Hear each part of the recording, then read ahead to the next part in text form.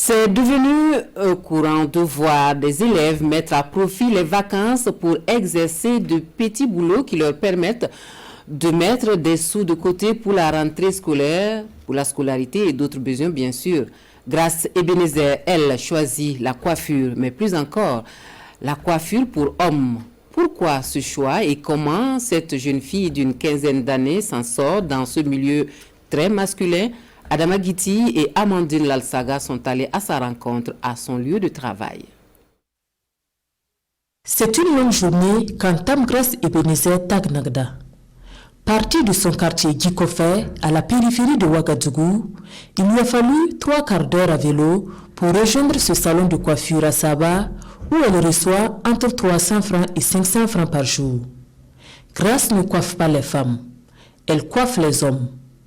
Un cas rare dans le milieu de la coiffure pour hommes. J'ai préféré, si je fais ça, je sais que c'est un métier qui restera gravé dans ma mémoire. Au cas où même sans boulot de l'État, je peux le faire et me soutenir aussi à mes besoins. Bien qu'exerçant un métier traditionnellement réservé aux hommes, la jeune Tagnagda, qui a 17 ans, conserve son statut qu'elle défend si bien à travers son travail. Je suis vraiment satisfait du travail. Surtout c'est une fille qui se bat. Cette année je l'ai connue ici, donc je l'encourage dans ses activités. Elle travaille vraiment bien. Quand je viens dans ce salon, c'est elle qui me coiffe. Une manière pour moi de l'encourager.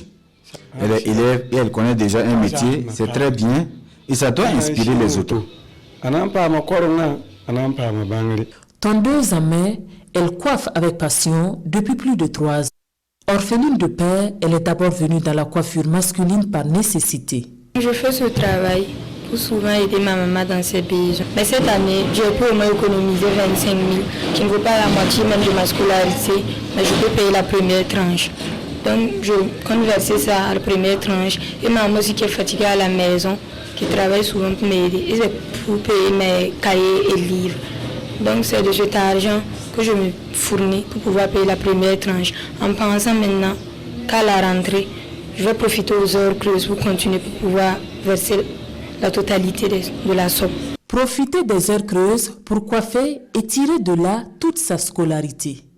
Grace est pourtant inscrite en 3e pour cette année scolaire, une classe d'examen. C'est vrai que c'est une classe d'examen. Je n'ai pas le choix. Parce que si je ne le fais pas, je ne pourrai pas totaliser ma scolarité et je serai impayée. À minuit, je me lève pour bosser jusqu'à 5 heures. Donc mes sommeils, c'est quand je viens, il n'y a pas de clients, que je peux prendre ma sieste. Surtout comme il n'y a pas de lumière à la maison. Je ne peux pas aller chez des gens pour bosser. Je préfère prendre mon téléphone et ma torche pour bosser. Moi, j'espère avoir le BPC avec vraiment l'effort et je prie Dieu vraiment qu'il ait pitié de moi et de la souffrance que maman vit et du succès de mon cœur que je vais y mettre le paquet et qu'il m'exauce. Après 10 heures passées au salon, la journée s'achève pour Grace.